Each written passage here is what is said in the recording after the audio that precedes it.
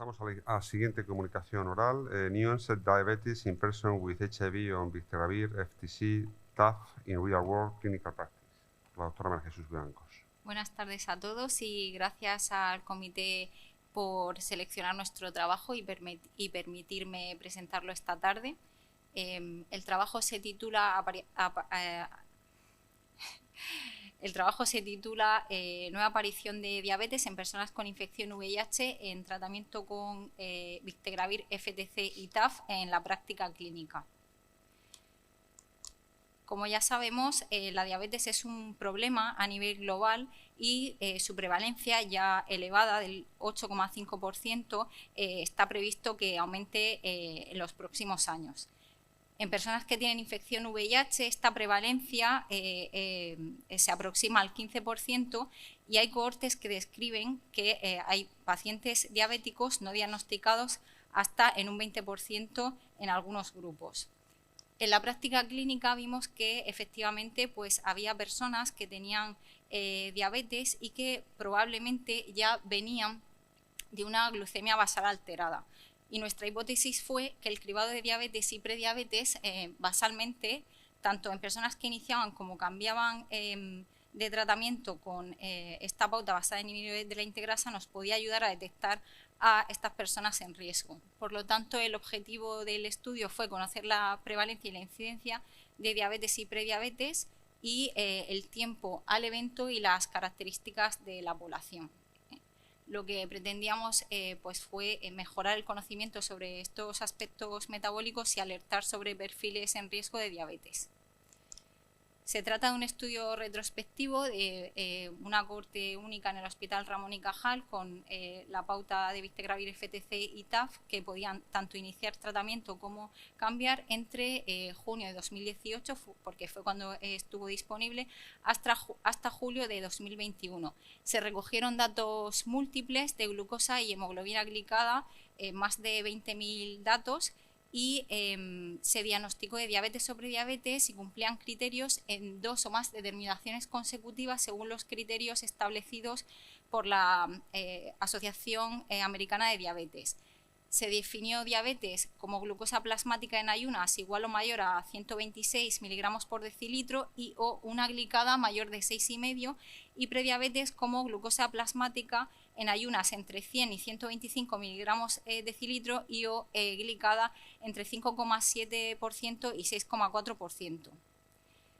Y estos fueron los resultados. El análisis se centra en 1.078 pacientes, 360 de ellos naïf y 718 que procedían de pautas previas, y se excluyeron a 63 pacientes que ya habían sido diagnosticados de diabetes. 8 de ellos eran naïf. Pues si seguimos el esquema por el lado de la izquierda, de esos 1.078 pacientes ya tenían prediabetes basalmente 198 y en el seguimiento de esos 198, 16 desarrollaron diabetes. Si seguimos el esquema por la derecha, no tenían prediabetes 880 y durante la evolución, durante el seguimiento, hicieron prediabetes 103, un 11,7%. De estos, un 60% ya eran pacientes pretratados. Y de aquellos que no tenían prediabetes, desarrollaron diabetes directamente 11 pacientes. De ellos, el 55% eran pretratados. Por tanto, globalmente hubo 27 casos nuevos de diabetes de esos 1.078. La prevalencia la podríamos estimar en un 7,8 si sumábamos a los pacientes que ya tenían diabetes basalmente junto con los 27 que lo desarrollaron durante el tiempo. La mediana del tiempo de diabetes fue de aproximadamente un año. La mediana del tiempo de seguimiento en las personas que no desarrollaron diabetes fue en torno a 1 año y medio, y ese tiempo de seguimiento fue suficiente para detectar los casos de diabetes. Un tiempo máximo de 113 semanas de seguimiento. El análisis de las características fue meramente descriptivo y traigo algunos datos. La mediana de edad en las personas que desarrollaron diabetes fue de 55 años y en las que no desarrollaban diabetes de 46. Es verdad que la mayoría de las personas en ambos grupos eran el grupo de riesgo HSH, pero proporcionalmente exadictos había más en el grupo que desarrollaron diabetes, hasta un 40%. De los que venían con un tratamiento previo, aunque también la pauta de inhibidores de la integrasa era la más común, proporcionalmente había más personas en el grupo que desarrollaron diabetes, 23 de 27, con pautas previas basadas en inhibidores de la integrasa. Y el tiempo desde el diagnóstico de VIH hasta el inicio de la pauta de tratamiento pues también fue diferente, siendo más tiempo de infección VIH en las personas que desarrollaban diabetes, de 23 años versus 9,5 años en las que no desarrollaron diabetes. Algún dato más, también vimos que el estadio C era más frecuente en las personas que desarrollaban diabetes, que el peso, la mediana de peso era mayor, 78 kilos en las que desarrollaban diabetes y en las que no desarrollaban 73, y en cuanto a comorbilidades, muy importante, casi un 48% con enfermedad cardiovascular y más de una comorbilidad, hasta en un 70% en las que desarrollaban diabetes. También factores de riesgo cardiovascular hasta en el 74%. Es un estudio que tiene limitaciones, puesto que está hecho solamente en un centro, es retrospectivo y solamente se centra en una pauta de tratamiento, pero nos da una idea, ¿no?, de la importancia de estar atentos y ir solicitando estas determinaciones porque nos pueden ayudar, ¿no?, a ver las personas que puedan desarrollar diabetes.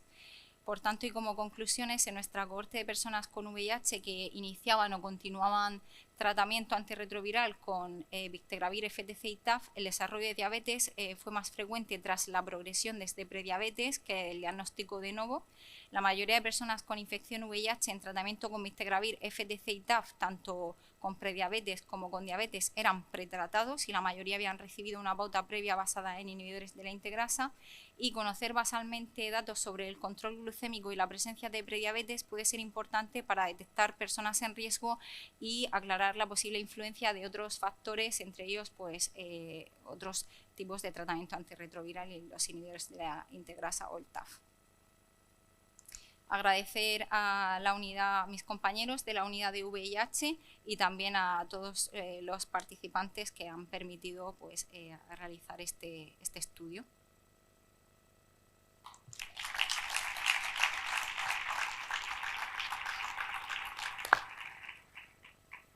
Enhorabuena, María Jesús.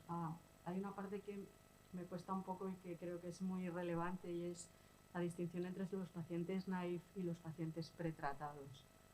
Es que creo que esto es súper importante porque, bueno, mañana comentaré una de las comunicaciones orales, ¿no? Pero lo que estamos viendo es que la tasa de resistencia a la insulina o prediabetes en basal, en pacientes que no han iniciado ningún tratamiento antirretroviral, es realmente muy elevada. O sea que este es un factor clave, ¿no? Quizás sí que sería muy importante, no sé, igual tenéis poquitos pacientes que es difícil comparar, pero creo que es que partimos de base de una población, hemos explorado esto muy poco, pero creo que eso es algo muy, muy relevante. Sí, de hecho, aunque la mayoría eran pretratados, ya basalmente había 8 pacientes, de los 63 que tenían diabetes, 8 eran pacientes naïf, que es muy poquito, pero bueno, ya nos puede dar una idea, efectivamente, de lo que comentas. Gracias. Sí, ¿alguna relación con la ganancia de peso? ¿Habéis analizado eso? Es una buena pregunta. Todavía no hemos analizado nada, de hecho todo el estudio es muy descriptivo, pero con las hipótesis que hemos ido generando a partir del estudio tenemos que mirar todo esto. El peso efectivamente pues parece que en el grupo de los diabéticos era mayor. Una pregunta, ¿recomendarías hacer basalmente a los pacientes el índice OMA? Como una estrategia, porque hay tanta diabetes, pues a lo mejor merece la pena saber la resistencia insulínica, ¿o crees que no es un problema suficientemente importante para sugerir esta práctica? Sí, de hecho yo creo que cualquier herramienta que nos pueda ayudar a mejorar el diagnóstico y el tratamiento precoz de estos pacientes puede ser útil y, por supuesto, algo que sea aplicable, ¿no?, en la consulta.